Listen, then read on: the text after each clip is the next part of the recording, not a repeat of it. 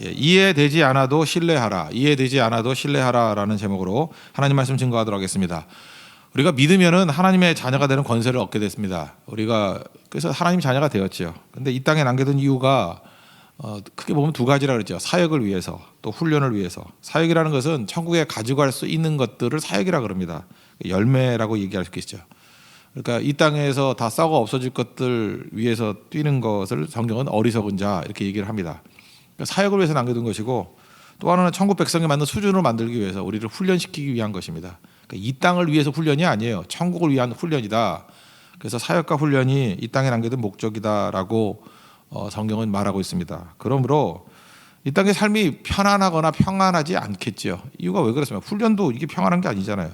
그리고 사역도 목적을 이루는 것이기 때문에 뭐 평탄하게 이룰 수도 있겠지만 험난함이 있더라도 목적을 이루는 거겠죠. 그래서 로마서 5장 3절 4절에 보니까 환난 중에도 즐거워한다고. 왜냐하면 미쳐서 그런 게 아니고 환난이 그 다음에 오는 그 가치들이 있기 때문에 그렇습니다. 인내를 주고 연단을 주고 또 소망을 주기 때문에 그렇다는 것입니다. 성경은 항상 말하는 것이 속도보다는 방향이에요. 빨리 되느냐 안 되느냐. 우리 속도에 관심이 많죠. 빨리 뭘 해주세요. 빨리. 근데 성경의 관심은 언제나 방향에 있다는 것입니다. 그러니까 하나님의 목적을 향해서, 하나님을 향해서, 말씀을 향해서. 그러니까 방향이 옳다 그러면은 속도는 하나님이 조절해 주는 거지 우리가 관여할 문제는 아니라는 것입니다. 그러니까 이런 여러 가지 과정 속에서 내가 원하고 원치 않던 그 아무 관계 없어요. 구덩이에 빠질 때가 있습니다. 잘 나갈 때도 있지만 누구나 요셉만 구덩이에 빠지는 게 아닙니다. 우리 전부 다 구덩이에 빠질 때가 있다라는 것입니다. 오늘 24절 보니까 그를 잡아 구덩이에 던지니 그랬죠. 우리도 구덩이에 빠질 때가 있다라는 거예요.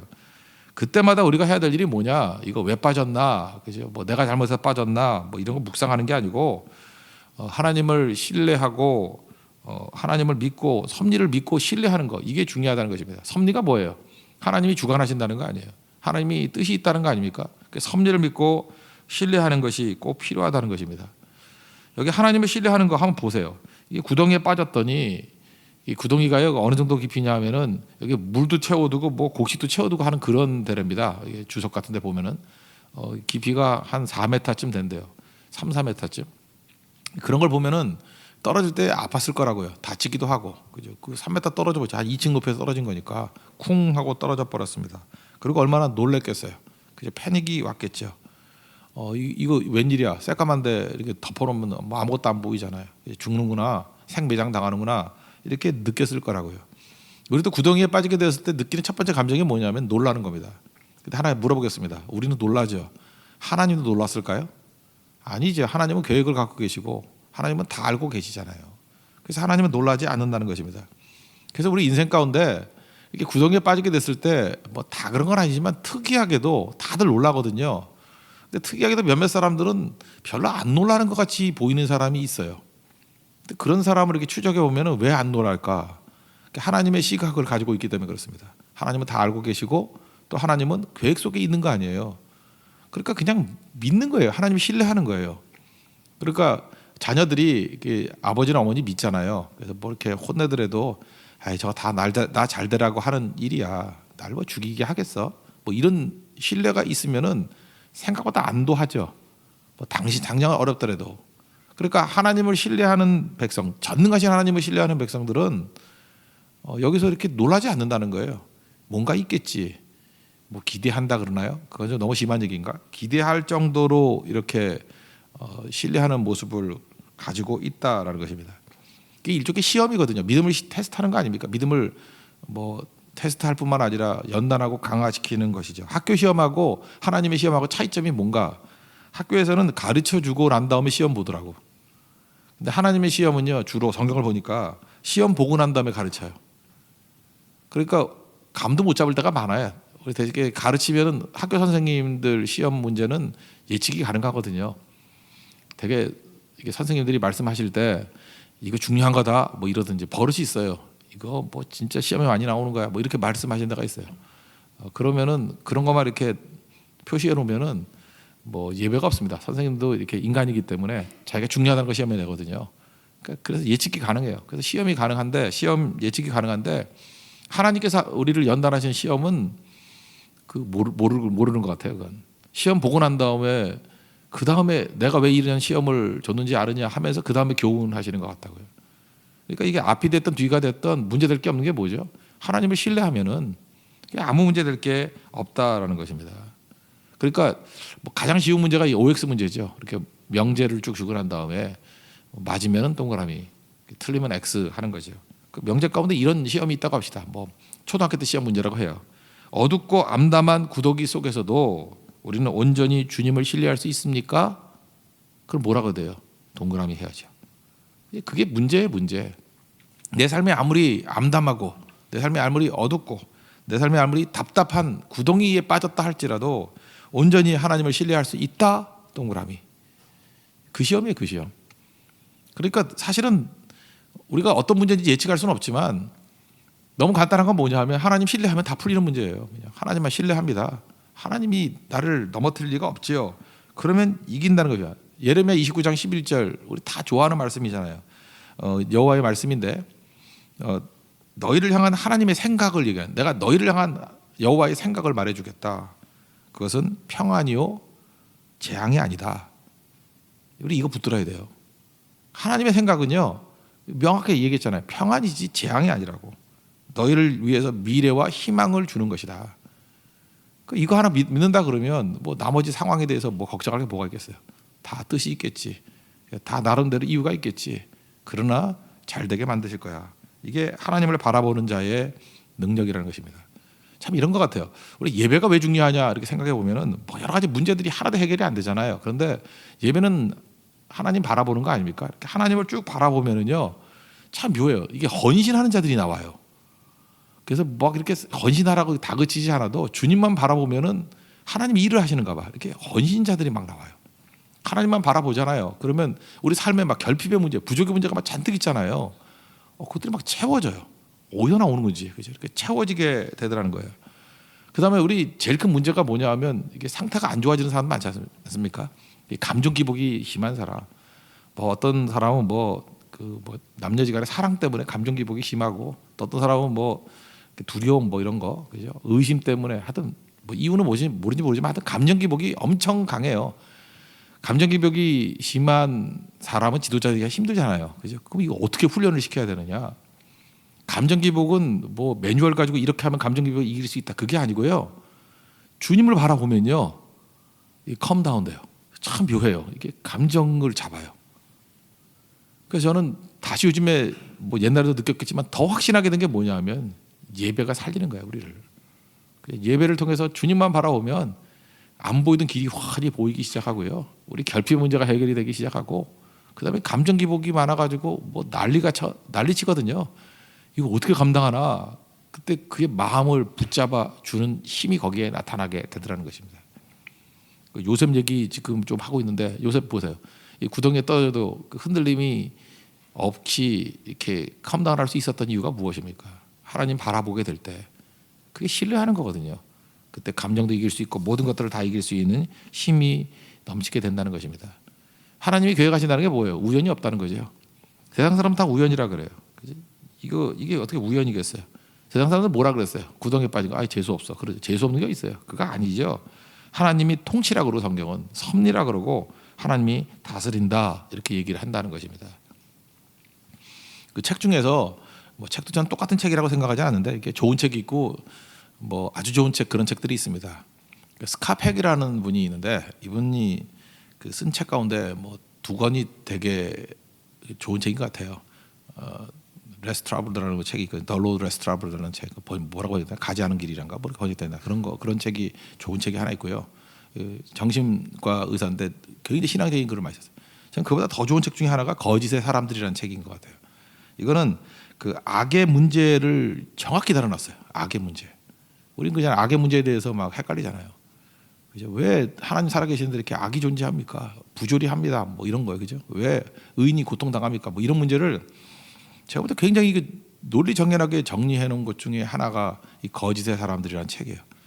뭐 쉬운 책 같지는 않은데 만만치는 않은데 하여튼 자세히 읽어보면 참 도움이 되는 책이에요. 근데 거기 예화 가운데 이제 하나 이런 게 나오거든요. 어떤 아버지가 이제 천국에 먼저 갔어요. 근데 이렇게 돌아볼 일이 생긴 거예요. 자기 자녀들 뭐 거기 있는지 지어낸 얘기 같아요. 그죠? 이렇게 돌아볼 일이 생겼는데 자녀들이 잘 지내는지.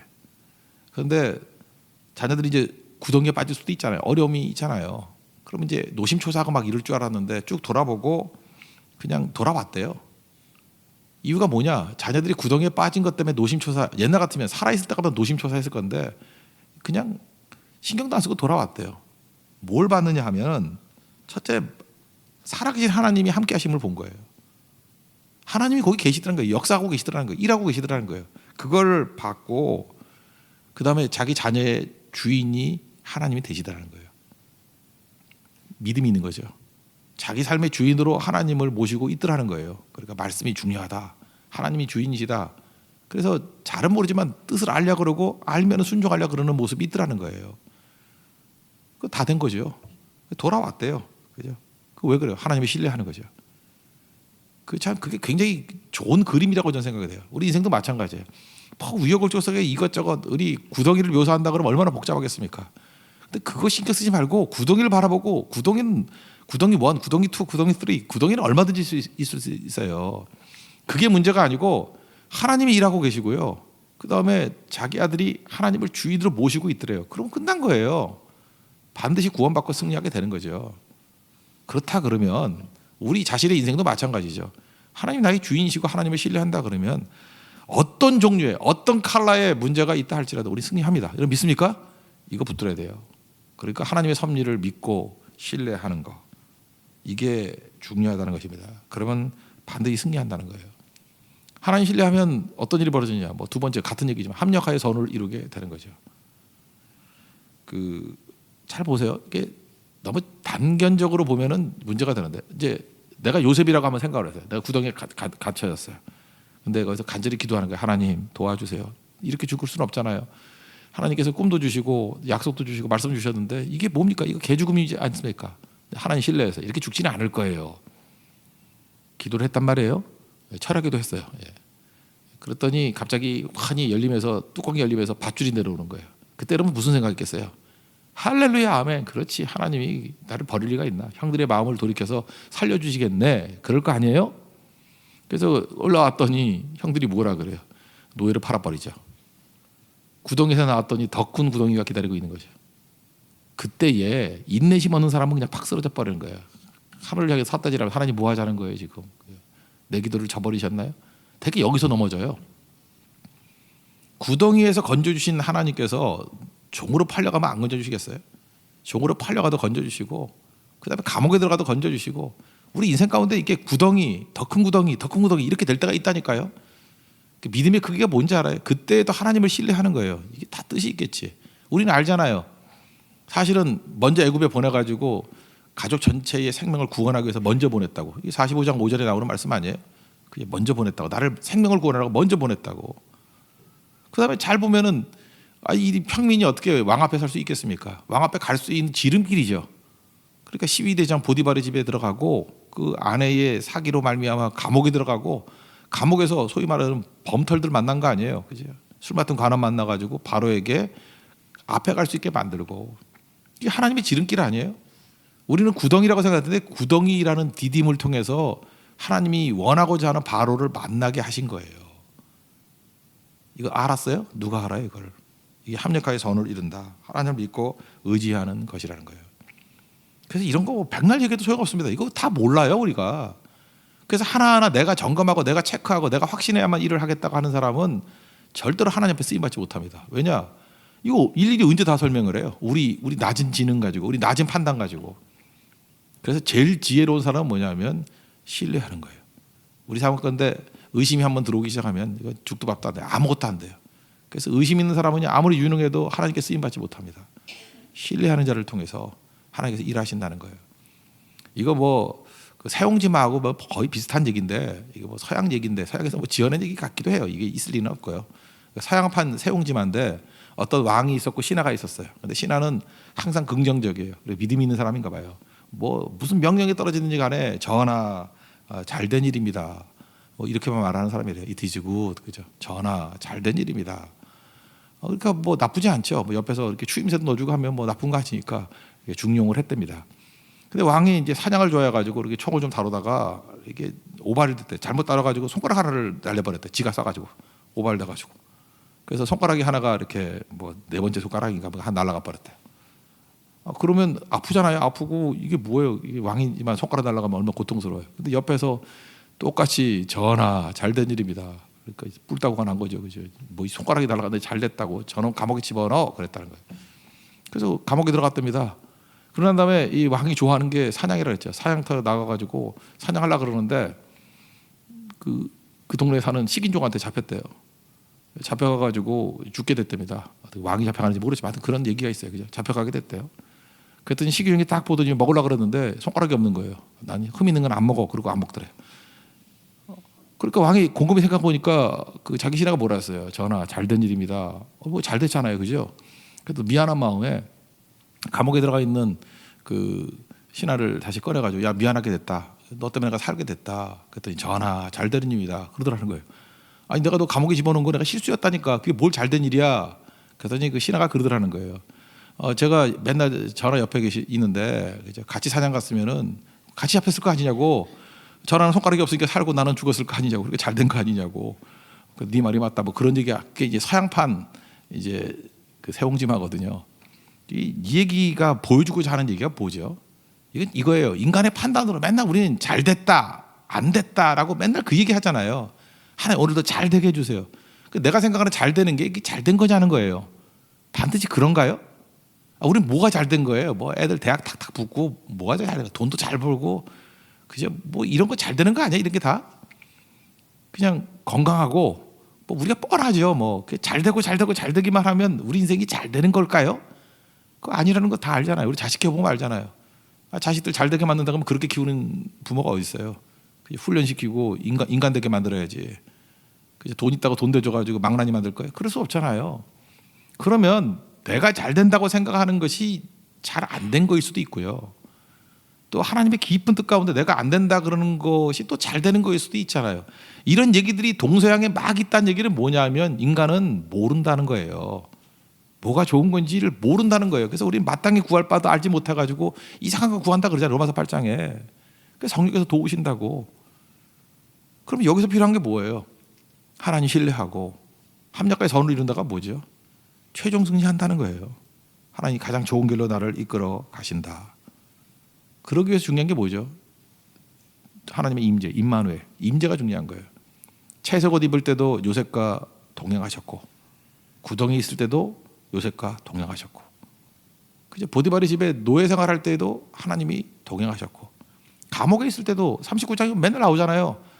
여호와께서 요셉과 함께 하심으로 형통한 죄와 그 대가 되었다 그러잖아요. 동행하셨고 심지어 총리가 되었을 때도 하나님이 동행하셨고 그래서 우리가 제일 중요한 기도는 뭐냐면 하나님과 동행하기를 원합니다. 그래서 이게 나이가 들고 신앙이 깊어지면 기도가 간단해져요. 이것저것 구하고 여러분 보세요. 이게 잘 모르는 거 가지고 기도할 때는 복잡하죠. 복잡하니까 맨날 뭐라 그래요. 뭐 구덩이에서 건져달라 맨날 이거만 기도하고 그죠. 노예에서 벗어나게 해달라, 감옥에서 나가게 해달라.